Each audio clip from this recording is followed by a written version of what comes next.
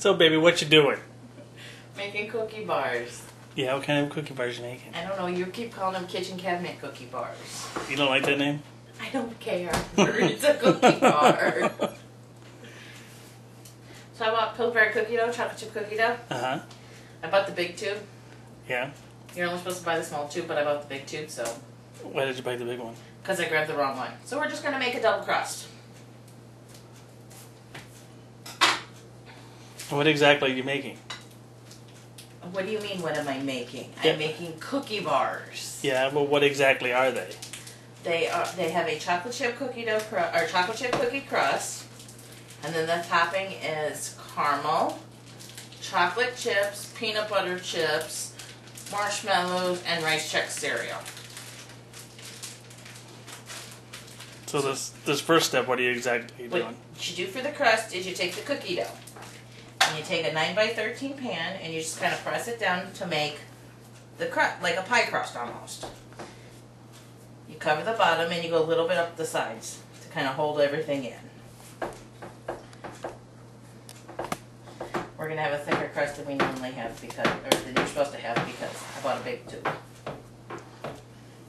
And you don't grease the pan. Cookie dough's got enough grease in it.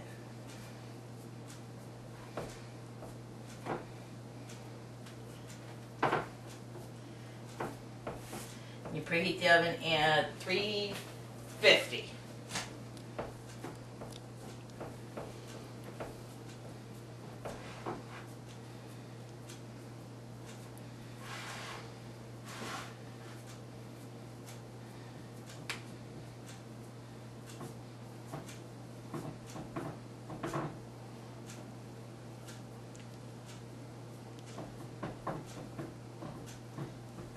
Okay. Once you have the bottom of the cookie pan lined with a little bit of a lid, you put it in the oven for 18 to 20 minutes.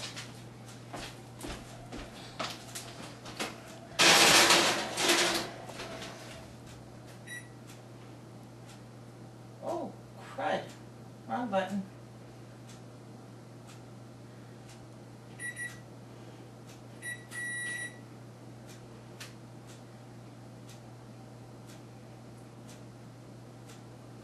There you go.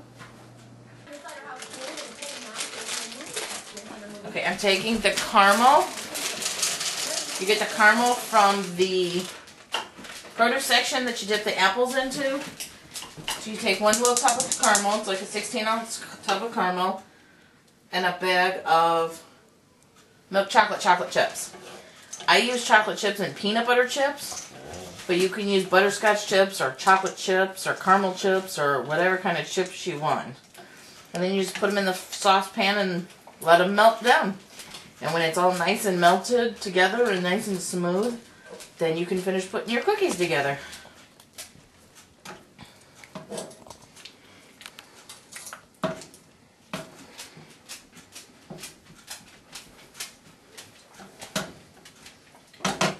Okay, when you do the cookie dough, just a note, I grabbed the big one. It really puffed up big, so I had to smush it down. So you should only use the small roll of cookie dough. Don't use the big roll because then you'll have to mush it down some. Okay, I've taken an entire bag of 12 house morsels. I use the peanut butter and chocolate chip, but you can use whatever you want. And the caramel dip that you get from the produce section for the apples. I took an entire tub. I think it's a 16-ounce tub. Took one entire tub of that and one bag of chocolate chips, and I melted them in the saucepan until it's nice and smooth. You have to keep stirring it so it doesn't burn because the caramel will burn easily, but it only took a couple of minutes for it to melt down. So now for the middle of the cookie, you need rice chex. I bought the generic Walmart brand because I'm cheap. Where's my measuring cup? So you take 3 cups of rice chex.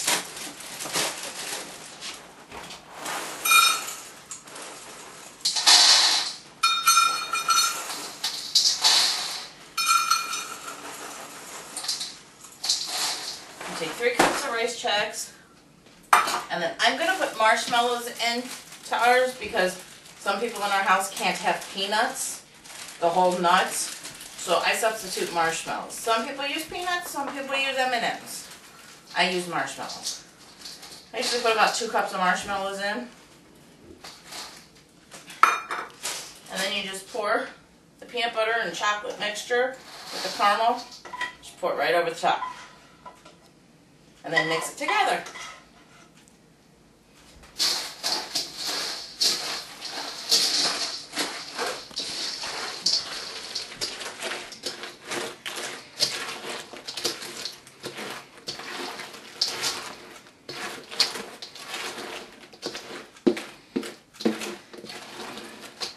Once that's all mixed together and nice and gooey, you just pour it right on top of your cookie crust.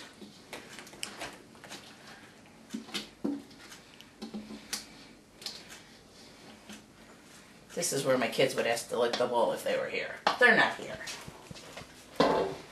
I'm here. So I'll let Mark lick the bowl. And then you just fill in the cookie crust.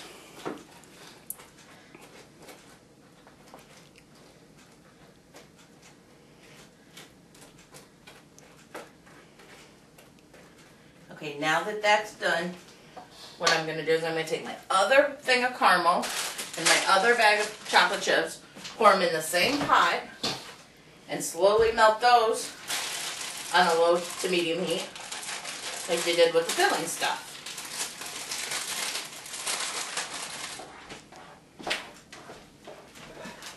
Okay, I've melted my chips with my chocolate chips and peanut butter chips and caramel all together.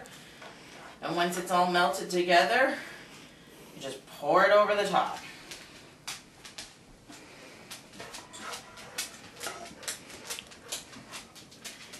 And make sure you cover everything, even the edges of the cookie.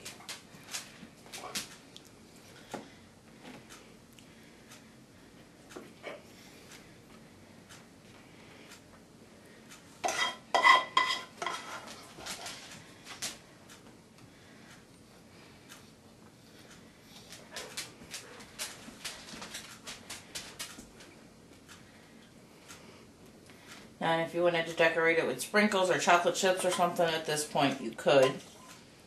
Otherwise, you just make sure it's sealed nice and tightly with a lid or aluminum foil or something. And you have to refrigerate it for 30 minutes to an hour for the chocolate and caramel to set back up. And then you're ready to slice it and eat it.